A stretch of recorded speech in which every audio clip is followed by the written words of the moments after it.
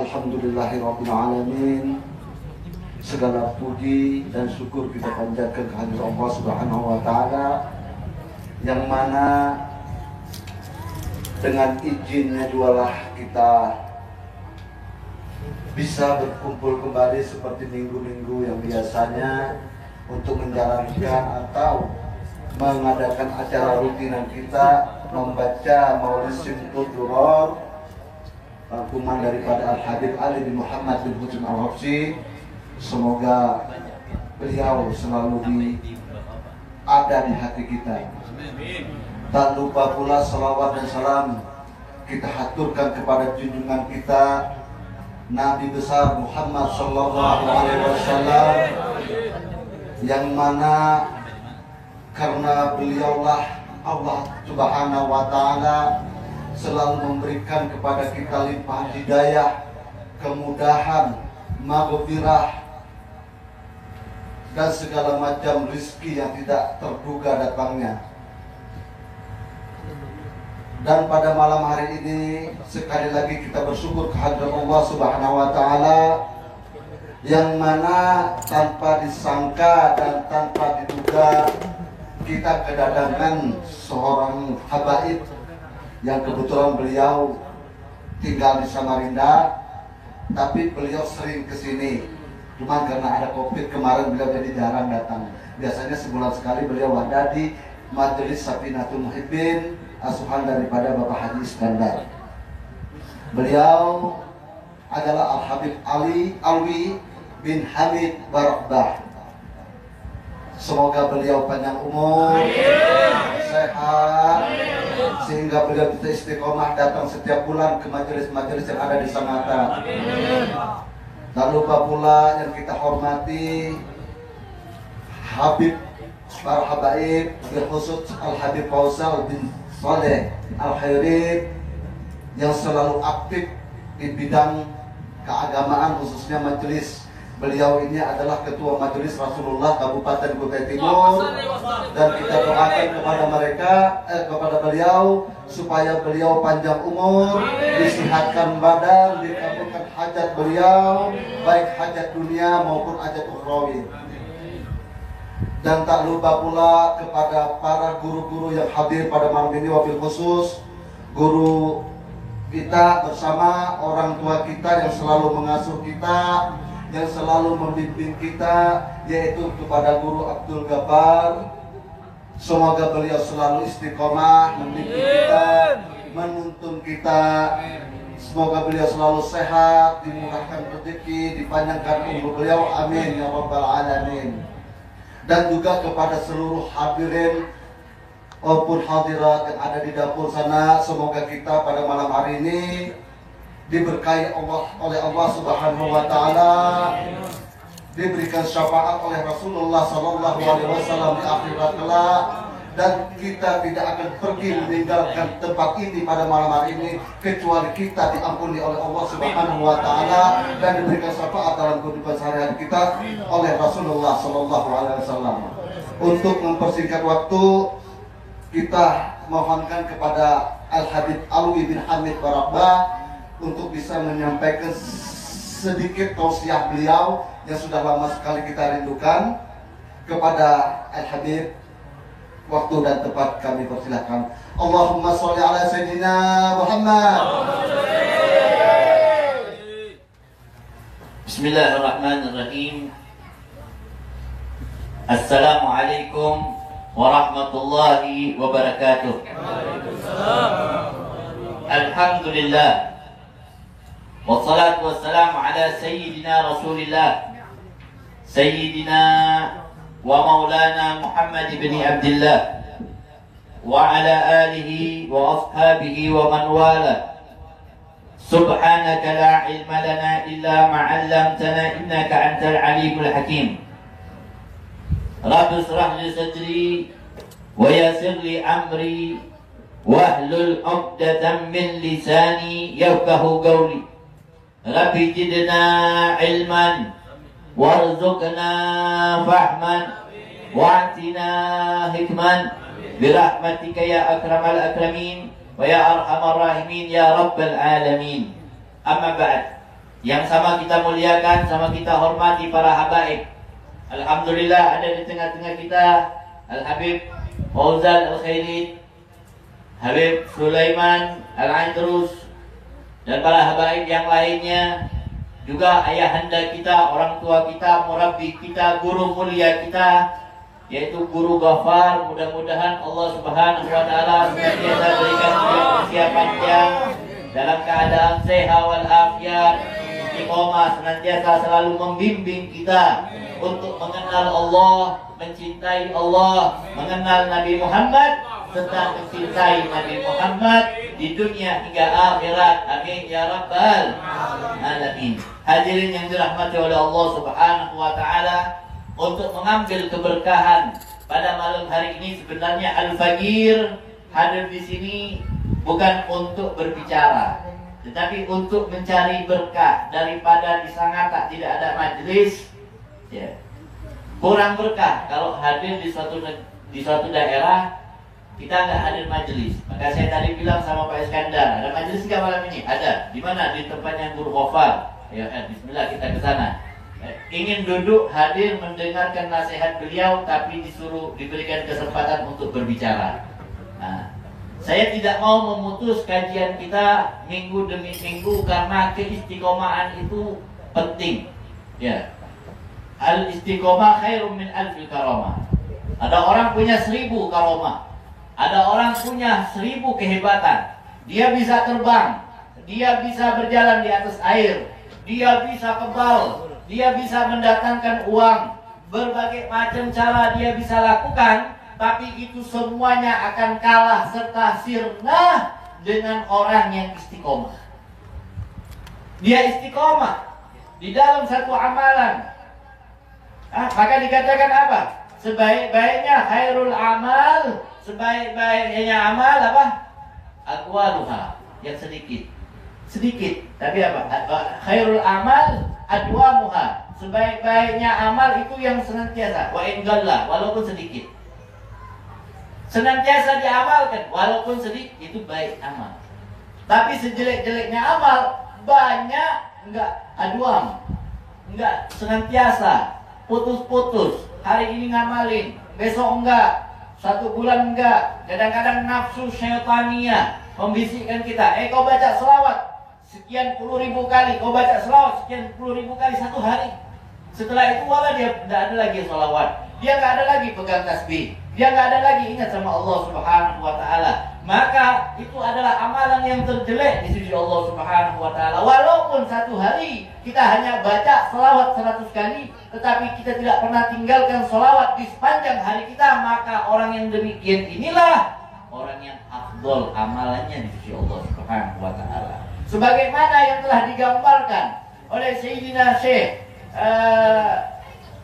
Abu Hamid Muhammad ibn Muhammad Al-Ghazali At-Tusi di dalam kitabnya Ihya Ulumuddin. Lalu disarahkan atau diringkas Ihya Ulumuddin yang begitu panjang, berjilid-jilid, pembahasan demi pembahasannya yang begitu indah. Takut orang-orang yang membaca qori, yang membaca kitab ini bosan, maka oleh murid-murid beliau diantaranya diringkas, ditaksir, diringkas, ya. Termasuk di dalam kitab Syiarus Salikin yang kita baca karangan Syekh Abdul Samad Al-Balimbani. Ya. Syekh Abdul Samad Al-Balimbani ini adalah orang yang sejaman dengan guru mulia kita. Siapa? Syekh Muhammad Arsyad Al-Banjari.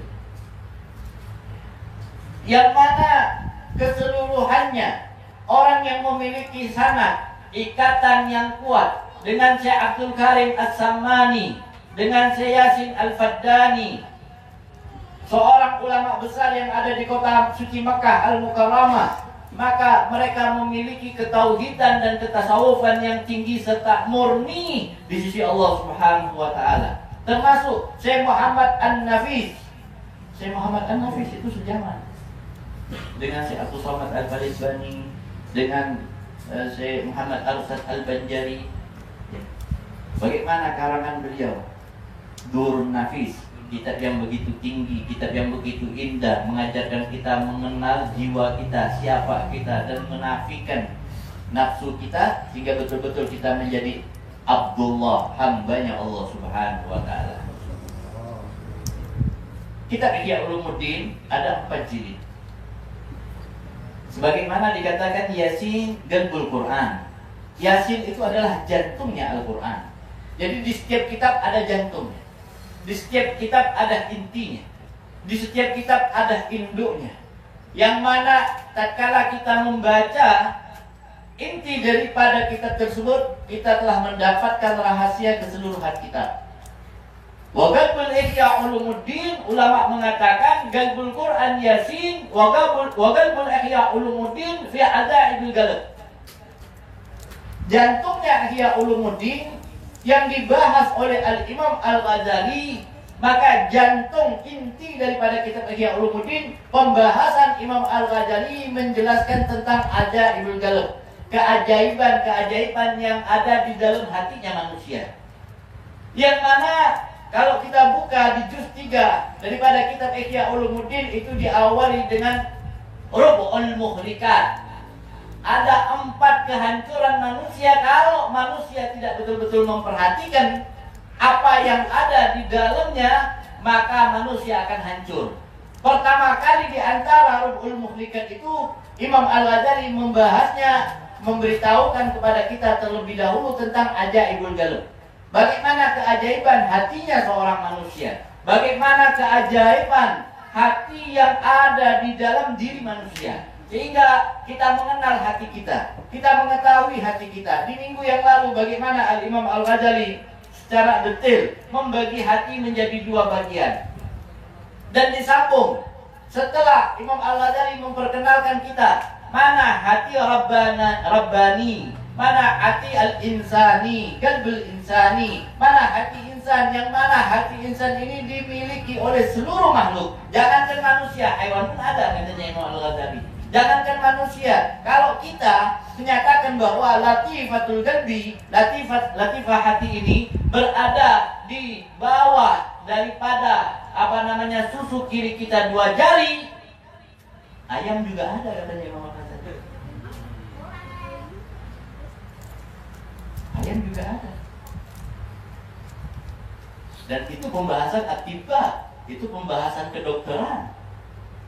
Ketika kami membahas masalah hati, katanya Imam Al-Ghazali, kami tidak membahas itu karena itu adalah pembahasan kedokteran. Yang kami maksudkan hati adalah hati yang bersambung dengan Allah Subhanahu wa Ta'ala. Hati latifatul Rabbani, sesuatu yang lembut, yang bersambung dengan Tuhan, yang bersambung dengan Allah Subhanahu wa Ta'ala. Begitu juga tatkala Al-Imam Al-Ghazali di malam ini kita menyambung daripada pembahasan kita, ketika beliau menjelaskan kepada kita tentang ruh. Apa sih itu ruh? Orang banyak memahami ruh itu adalah napas yang keluar dari hidung, hawa yang keluar dari mulut, itu ruh. Tetapi Al-Imam Al-Ghazali ketika beliau menjelaskan tentang masalah ruh, dia menyatakan al-lafzu tsani ar-ruh. Pembahasan yang kedua, setelah kita membahas tentang galb, tentang hati, maka lafaz yang kedua yang akan kita bahas di dalam kitab ini, katanya Imam Al-Ghazali, apa? Ar-ruh. Apa itu ruh? Walahu aidan ma'nayan. Dan ruh juga memiliki 2 makna, katanya Imam Al-Ghazali. Sebagaimana hati pada minggu yang lalu kita bahas, yang telah dibahas oleh guru mulia kita, Guru Ghaffar, membahas tentang hati. Hati dibagi menjadi 2 oleh Al-Imam Al-Ghazali, maka Al-Imam Al-Ghazali juga membagi ruh menjadi 2 bagian. Kira-kira sampai di sini paham apa enggak? Kalau begitu Anda mau tanya, ruh dibagi menjadi berapa? Hati dibagi menjadi berapa? Itu harus kita ingat, ada 2-2. Ya, ada 2-2. Roh dibagi menjadi 2, galab dibagi menjadi 2, hati, roh dibagi menjadi 2 bagian. Jadi ada 2. Kalau bisa ada istri 2. Terus.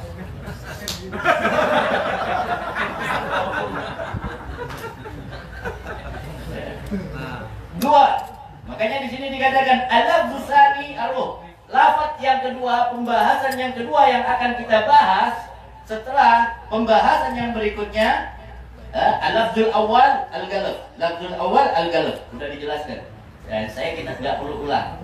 Ya, karena saya duduk di sini pas dapat pembahasan masalah roh. Nah, berarti kita akan bahas masalah roh. Apa sih itu roh? Bagaimana pandangan Imam Al-Ghazali ketika membahas tentang ar-ruh di dalam kitab Ihya Ulumuddin? Walaupun Syekh Abdul Samad Al-Falimbani, beliau ini tidak ada lain dan tidak bukan, yang beliau tukil ini adalah intisari daripada kitab Ihya Ulumuddin. Ya. Syiarus Salikin dari juz yang pertama sampai juz yang keempat itu yang dibahas yang ada di dalam kitab Ihya Ulumuddin. Ya.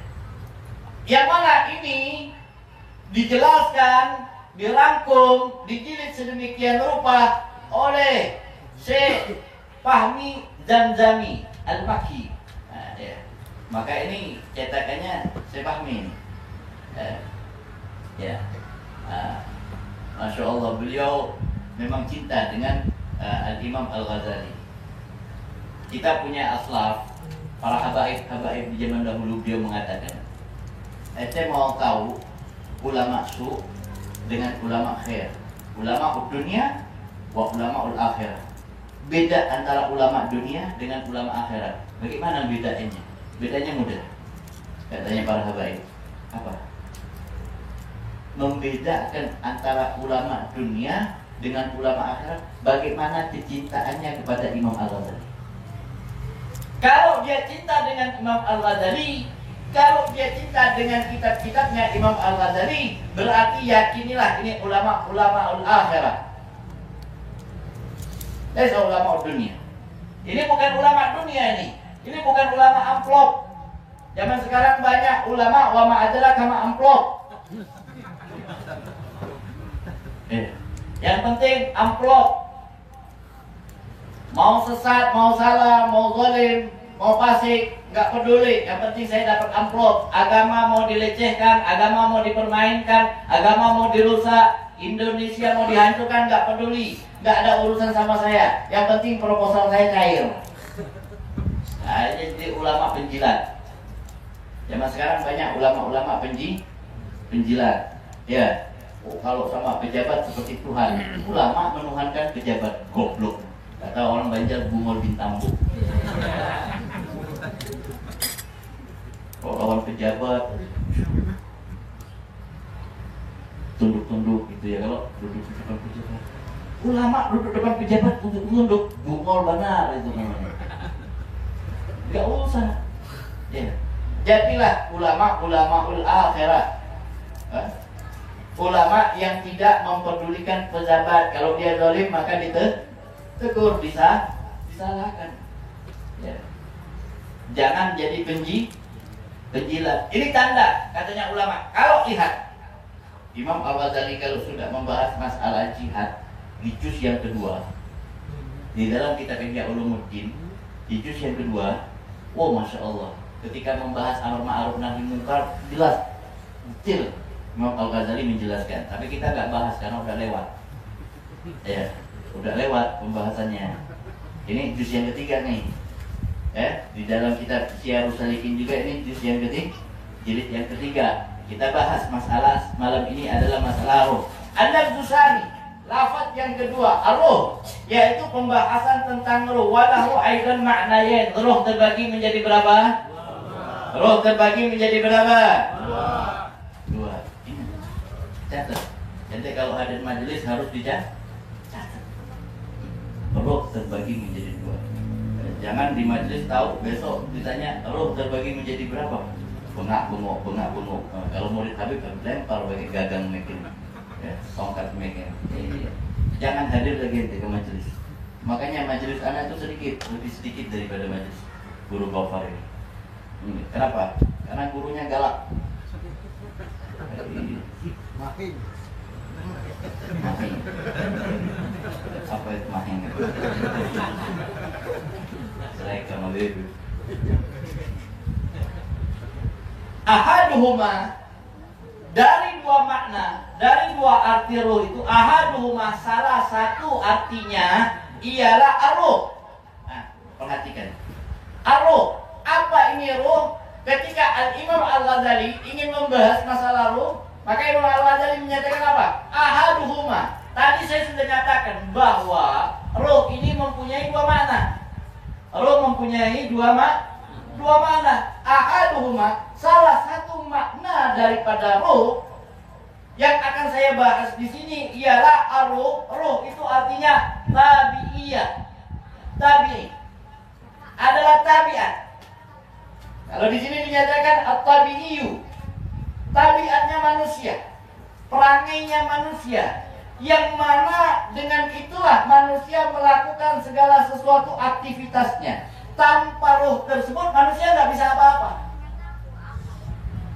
Sehingga antara ruh dengan jasad ini memiliki ikatan yang kuat, yang mana si jasad tidak akan bisa melakukan suatu keadaan tanpa adanya ruh. Kira-kira sampai di sini paham nggak? Ada yang bingung? Kalau masalah tasawuf jangan bingung. Kalau bingung nanti bisa sesat. Makanya orang belajar tasawuf banyak nggak sholat, ya kan? Karena dia belajar dalam keadaan bingung. Dia belajar dalam keadaan bingung. Ini kita masuk tasawuf ini.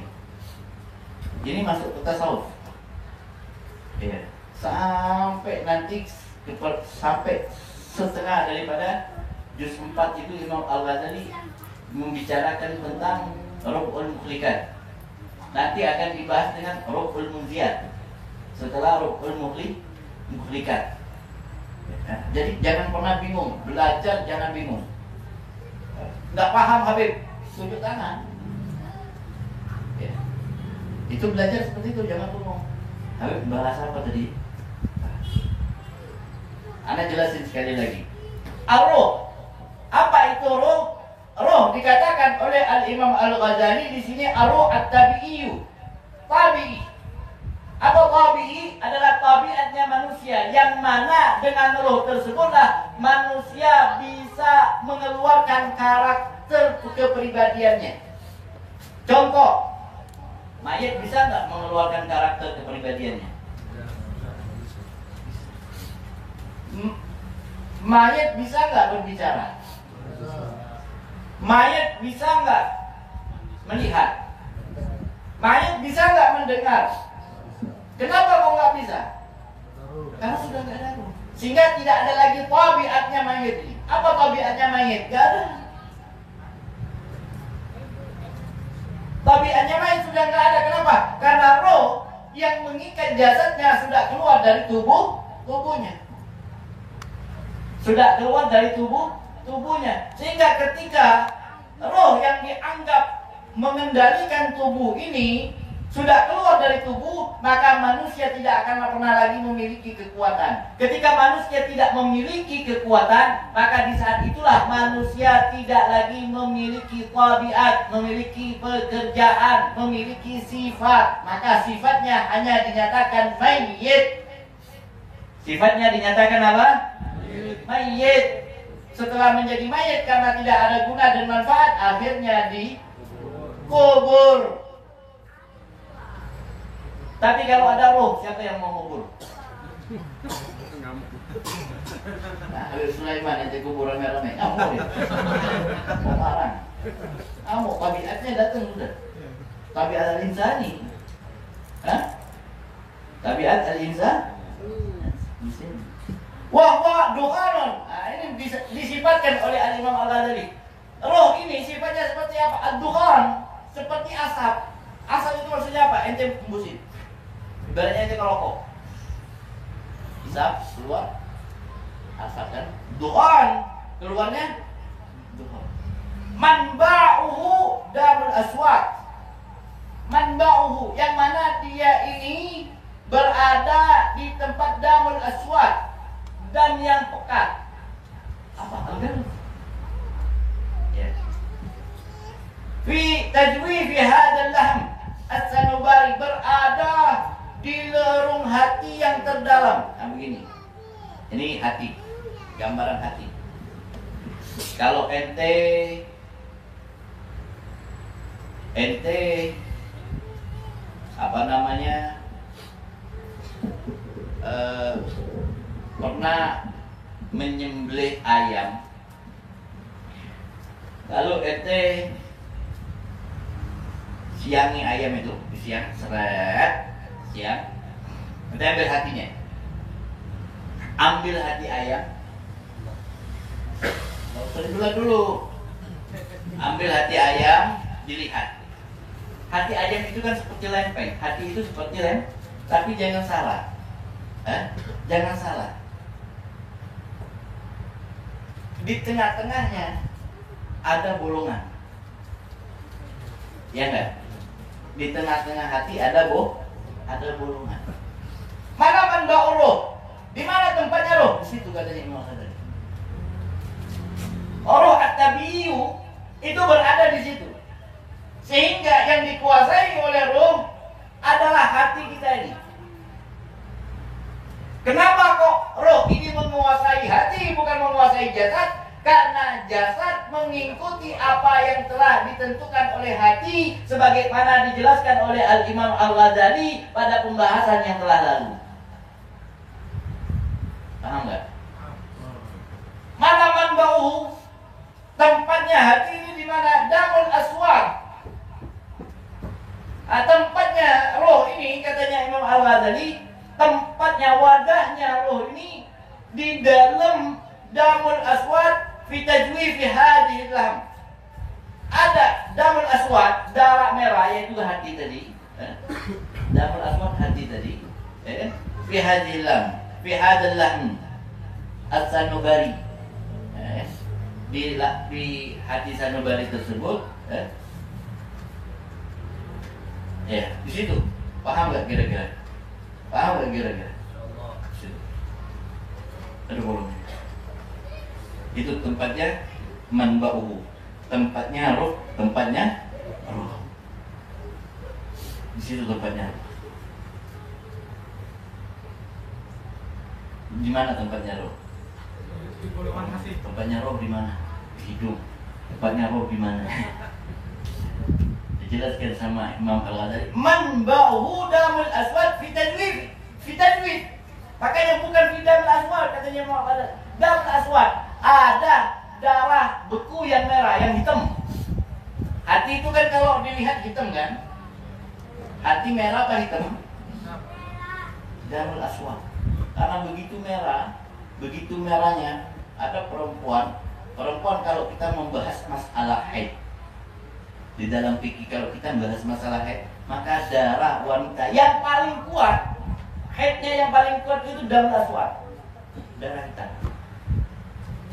Nanti ada darahnya warna merah, nanti ada asfar warna kuning, nanti ada keruh bening, itu darah. Wal galab. Adapun hati itu damul aswad, fi tajwif, di relung terdalam. Relung ya. Kalau orang bilang kan relung hati. Wah, itu relung hati. Kalau udah ngerayu perempuan, aku mencintaimu dari relung hati dong. Yang paling dalam.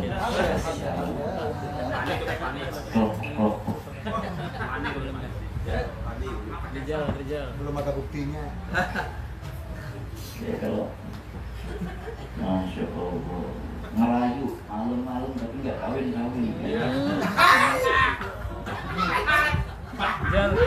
Datang panjang malam ngerayu, tapi nggak ada payu-payu. Habis pulsa Mubazir, itu namanya mubazir.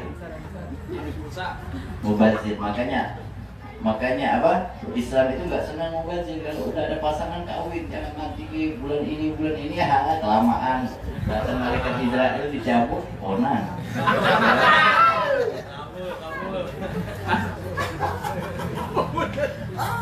Masih pasaran kami malam ini.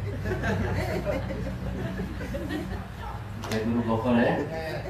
Lanjut ya. Sampai di mana tadi? Fitajwid di hadzal lahim, hadzal lahmi as-sanubari yantasiru biwasitatil uruqi. Nah, Dawaribi fi jamil adza'il badan. Dia terus mengalir kemana? Ke Allahumma shalli ala sayyidina Muhammad. Ini apa namanya? Nadi, ke urat-urat saraf yang ada di seluruh tubuhnya manusia, sampailah badan manusia ini bergerak. Nah, dengan ruh. Kenapa kok ada ruh? Kenapa kok orang itu kalau dia ini sudah mati atau belum, yang dilihat nadinya? Nah, karena ruh lewatin itu. Jadi desir, dia menyebar kemana? Ke ruh. Ini enggak hidup ini. Jangan lupa.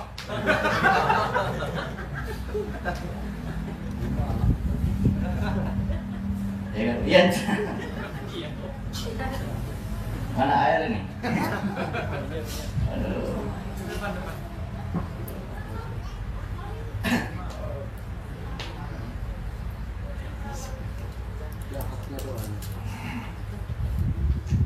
Sehingga diberikan contoh kepada Imam Al-Ghazali apa? Wa misaluhu kasirajin fi baitin. Wa misaluhu, dan diumpamakan ruh ini apa? Kasirajin, seperti lampu. Fi baitin, yang ada di rumah. Kalau lampu ini ngalirnya dari mana? Karena adanya setrum kelihatan nggak? Dari mana jalurnya? Kabel. Urat-urat kita itu kabel yang bersambung ke apa? Ke meteran. Hatinya kita ini meteran. Jadi urat-urat itu bersambung ke situ. Ya? Urat-urat itu bersambung ke hati. Makanya dikatakan apa? Ketika membahas hati yang apa? Yang menggerakkan manusia, yuhatib, ya kan?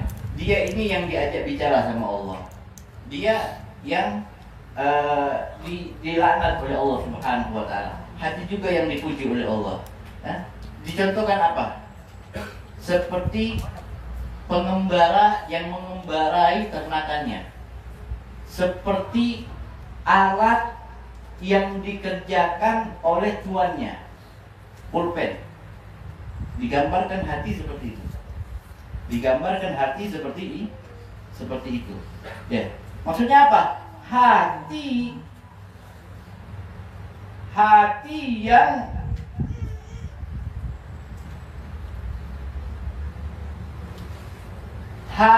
yang mengendalikan anggota tubuh. Hati yang mengendalikan mata. Kalau hatinya bagus, maka bagus.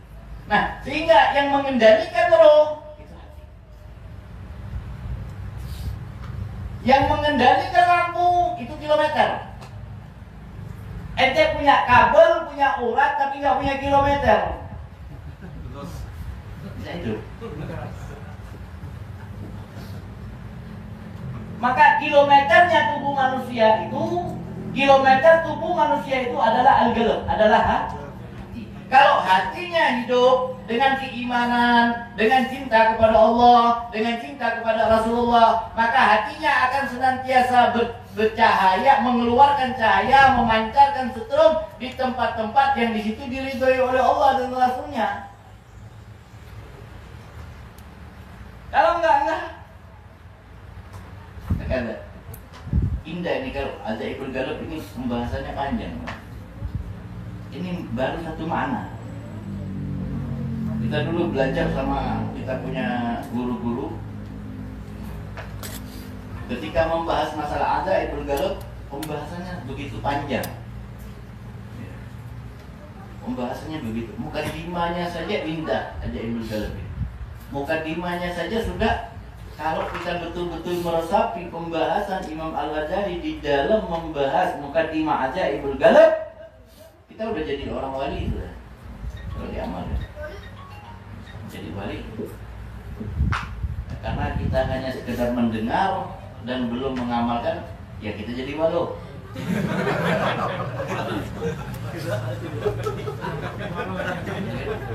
Kenapa? Karena belum mengamalkan. Kalau kita amalkan jadi wali. Karena hanya mendengar belum mengamalkan jadi walu. alhamdulillah masih ada manfaatnya.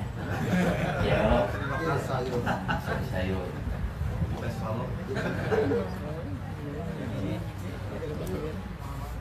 ijtadi'u jami'u jawayal baiti minhu wa huwa alladhi yuriduhu atiba'u bi'itlaqi ruh. Nah, ini apa? Ini kalau kita gambarkan seperti ini, katanya Imam Al-Ghazali, ini kembali lagi ini pembahasan masalah kedokteran. Makanya dokter itu kalau memeriksa orang yang sudah mati itu dilihat dari nadinya dan sebagainya dan sebagainya. Tapi yang dimaksudkan di sini oleh Al-Imam Al-Ghazali wal ma'na as-sani, adapun makna yang kedua daripada lafdz tsani ar-ruh, daripada pembahasan yang kedua membahas tentang permasalahan hati, wa huwa latifatu rabbaniyah allati hiya ma'na haqiqatil qalbi farruh wa qalbu munawwarani ala tilka latifa ala nasakin wahidin wa ilaihi al-isaratu bi qouli ta'ala yas'alunaka 'anir ruh qul ruh min amri rabbi. Paham aja kalau? Paham aja kalau? Alhamdulillah, kabulullah. Gak perlu dijelaskan ya? Paham aja kalau? Insyaallah.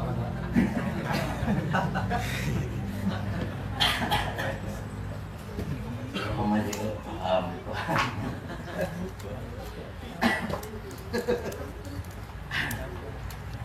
Allahumma sholli ala manusia ini macam model. Wa makna tsani, adapun arti yang kedua daripada arti ruh. Apa sih ruh itu? Kalau tadi ruh yang berkaitan dengan jasad manusia, tabiatnya manusia, jasad.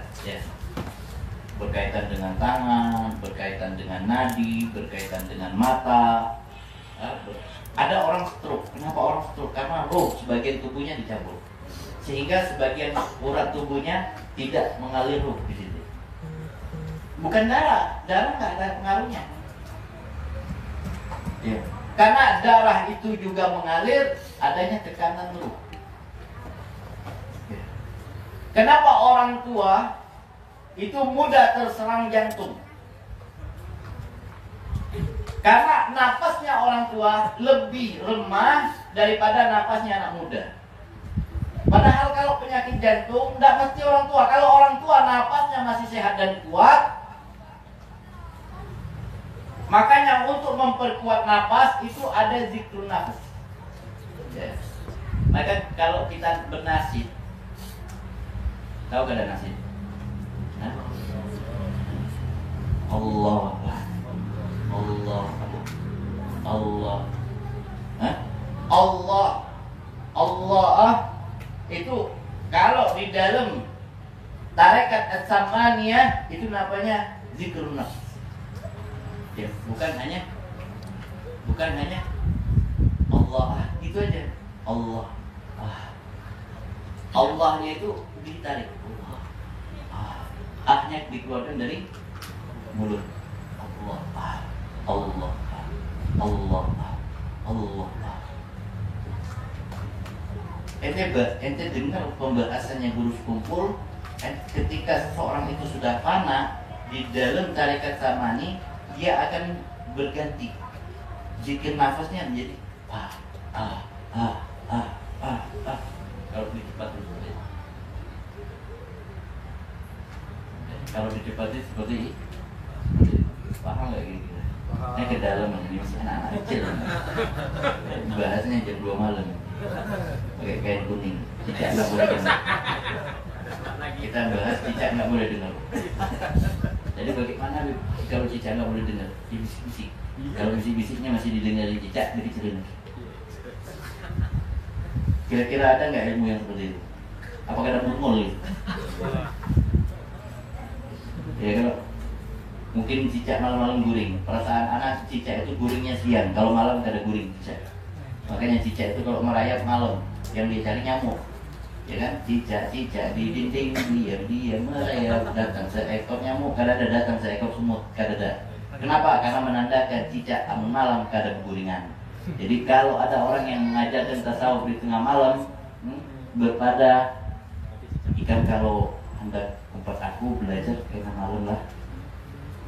Ada orang ini pembahasan, jangankan kalau cicak saja mendengar, cicak bisa masuk surga.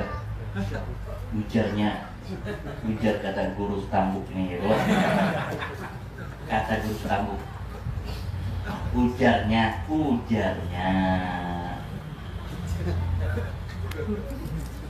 Guru, perasaan ulun cicak itu lama malam kada guringan guru, masa kita belajar malam pasti cicak mendengar guru.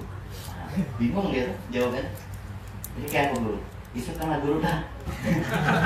Tahunya isu kan cicak masih ada juga. Apabila guguring, ternyata kada guring cicaknya ya kok. Oh, udahlah. Jadi kalau belajar ini kitab yang benar sudah. Mau belajar tasawuf, ini kitabnya benar sudah. Nah, jangan belajar tasawuf yang ini guru sudah masya Allah. Guru beliau punya sanad yang sudah bagus, ya kan? Sanad beliau sampai ke guru-guru beliau yang ada di Matapura, yang ada di dalam pagar, bersanad sambung kepada guru Ijai. Kadang nyeleneh, umpati aja yang benar. Yang kada benar kada usah diumpati. Ya kalau ditempeleng.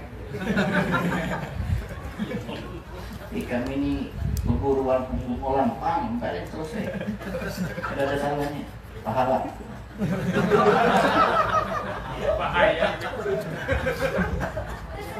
Ya, apalagi mengajari tasawuf pada kesolatan. Ya kan?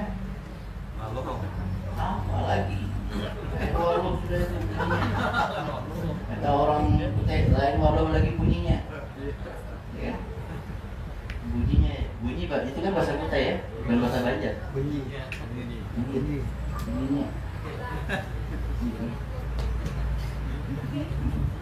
Lanjut ya, ke jam berapa ini majelisnya? Nah kalau baca kitab panjang lama. Nah, sampai cicak ada bertinggal. Iya. Dengan cicak. Mungkin ada cicak yang guring, pian-pian berataan yang guring.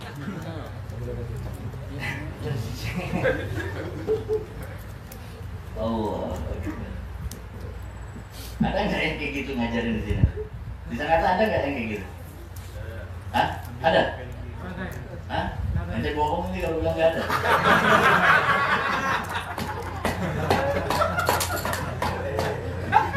Ada.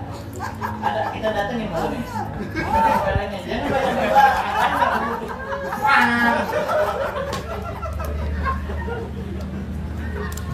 Siapa yang nyuruh? Alwi, selesai. Sekarang nyuruh aku tahu ya, dulu itu berangkat sama Rinda. Satu lagi. Belum beriman.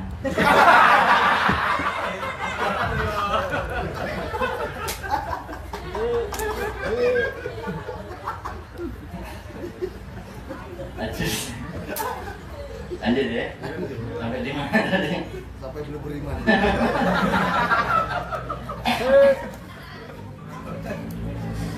Baca kita jangan terlalu tegang-tegang juga, santai ya. Tapi masuk.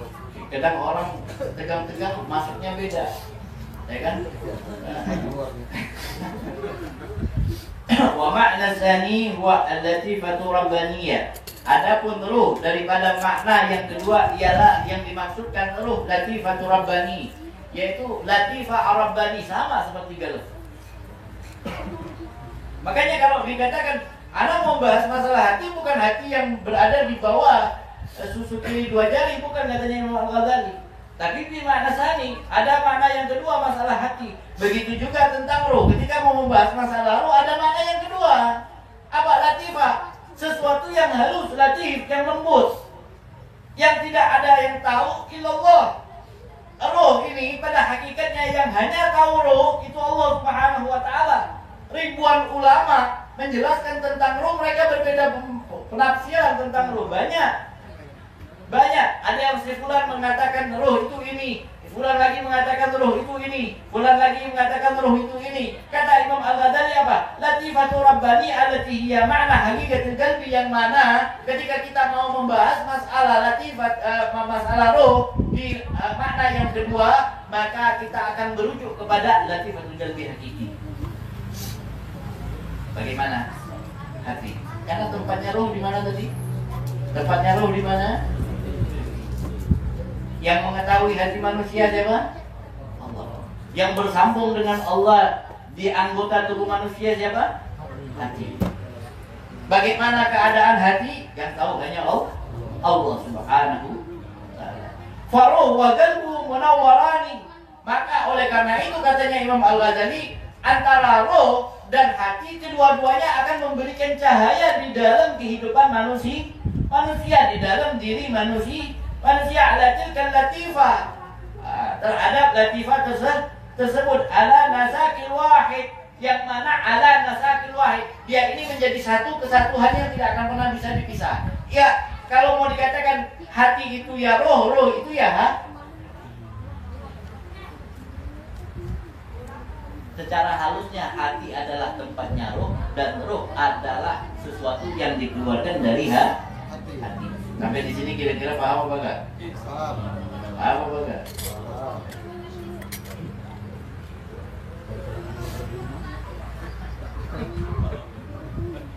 Wa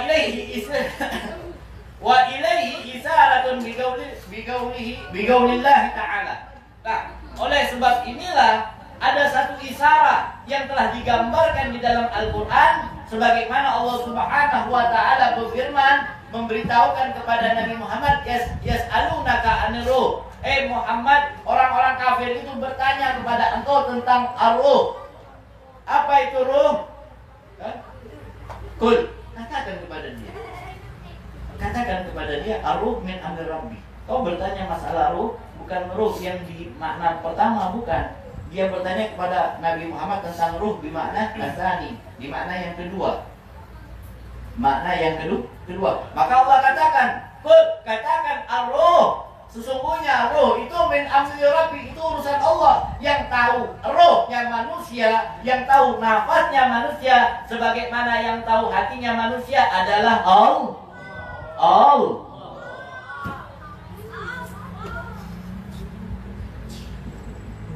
Orang belajar tarekat, tapi dia tidak paham bagaimana mengaplikasikan zikir tarekat, zikir ruh. Dia nggak paham mengaplikasikan zikir ruh. Dia zikir ruh, apakah dia akan istiqomah? Enggak. Kenapa? Karena dia nggak tahu tempatnya.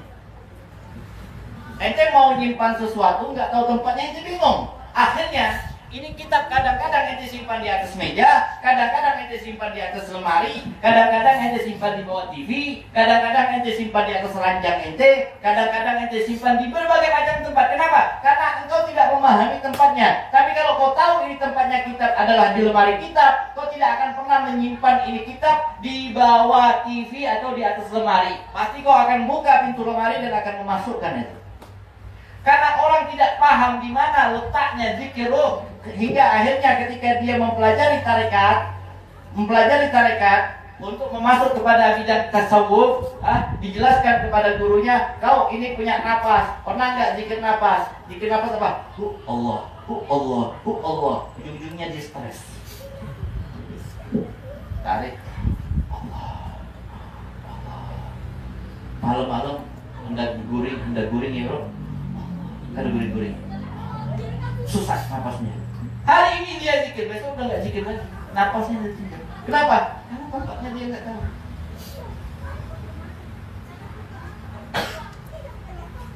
Ya kan?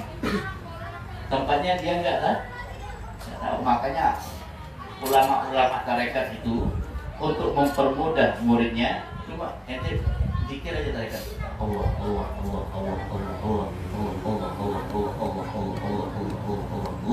Sampai kamu tenggelam ke dalam makna Allah. Ketika kau tenggelam di dalam makna Allah, maka jasadmu dan rohmu, hatimu akan menzikirkan itu dengan sendirinya, bukan dengan paksaan. Memang awalnya dipaksa, tapi pemaksaannya seperti apa? Sehingga sampai nanti ketika Latifatul Rabbani, Latifatul Rabbani yang kita jelaskan tadi maupun yang kemarin dijelaskan itu sudah bersatu dengan zikir, maka dengan sendirinya zikir itu akan, dengan sendirinya tubuh itu akan mengikuti latifah tersebut, sehingga roh yang berada di jawfil galab, di dalam hati tadi ini juga akan berzikir. Syekh Abu Bakar As-Sakran, Syekh Abu Bakar As-Sakran bukan cuma tubuhnya yang berzikir. Seorang ulama besar, Syekh Abu Bakar As-Sakran ini dia mabuk dalam keadaan zikir. Mabuk dalam keadaan zikir. Satu hari pulang dari pasar, ada wanita menjeduk, mau lihat ini amalannya Syekh Abu Bakar As-Sakran ini apa ya. Diikuti Habib Abu Bakar As-Sakran, diikuti sampai di rumah, sembunyi-sembunyi ikuti. Ketika Syekh Abu Bakar As-Sakran masuk ke dalam rumahnya, ketika Syekh Abu Bakar As-Sakran masuk ke dalam rumahnya, mengucapkan Subhanallah walhamdulillah wala ilaha illallah wallahu akbar, buka pintu masuk dan tidak lagi berzikir, tidak lagi berzikir. Maka si wali Majidub tadi ini mengikuti dari belakang. Wali Majidub tadi mengikuti dari belakang. Ketika melihat Syekh Abu Bakar As-Sakran, Syekh Abu Bakar As-Sakran, ada yang menyatakan Syekh Ali bin Abi Bakar As-Sakran, ada yang menyatakan Habib Abu Bakar As-Sakran masuk ke rumah, maka si wali Majidub ini menghampiri rumahnya Syekh Abu Bakar As-Sakran. Belum mendekati rumah Syekh Abu Bakar As-Sakran sudah lari terbirit-birit. Di tengah perjalanan ditanya sama seseorang, "Ya Syekh, saya lihat kamu tadi mengikuti Habib Abu Bakar As-Sakran sampai ke rumahnya, kenapa kok sekarang kau lari seperti orang ketakutan?" Dia mengatakan apa? "Bagaimana saya tidak lari terbirit-birit?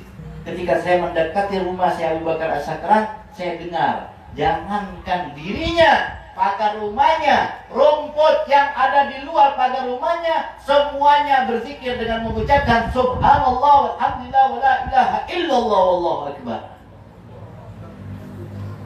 Rumput yang di luar pagar. Kenapa? Karena orang ini tahu letaknya. Di mana letaknya? Jadi kalau kita bahas panjang, makanya Imam Ali Zainal Abidin mengatakan apa? Kalau aku keluarkan semua ilmu yang ada di dalam hatiku, maka pasti aku akan dibilang zindik. Pasti aku akan dibilang zindik. Nah, inilah yang menjadi modal guru-guru sesat. Iya, guru-guru sesat modalnya itu. Kata Imam Ali Zainal Abidin. Oh, ya.